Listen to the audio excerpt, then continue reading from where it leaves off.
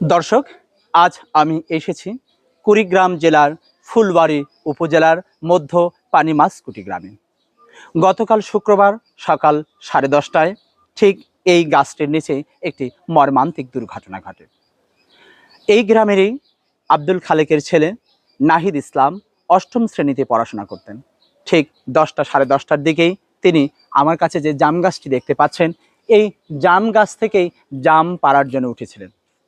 কিন্তু সেই জাম গাছ থেকে পড়ে সে যে মৃত্যুবরণ করবে, এটি পরিবারের লোক কখনোই কল্পনা করতে পারেনি। ঠিক 10:30টার সময় তার বাবা যখন বাড়িতে ছিল না, ঠিক এই জাম গাছটিতে সে জাম পাড়তে উঠেছিলেন। কিন্তু জাম গাছের এত উপরে সে উঠেছিল, সে যে ডালটিতে বসে সে জাম পাড়তেছিল, তার ভার সইতে না পেরে সে ডালটি ভেঙে মাটিতে পড়ে যায়। ঠিক আমি যে জায়গাটিতে এখন বসে আছি, ঠিক এই জায়গাটিতেই সেই নাহিদ ইসলাম পড়ে কিন্তু একেবারে তার শরীরের অনেক কিছুই ভেঙে যায়। প্রথমে পরিবারের লোক তাকে ফুলবাড়ী হসপিটালে নিয়ে যায়।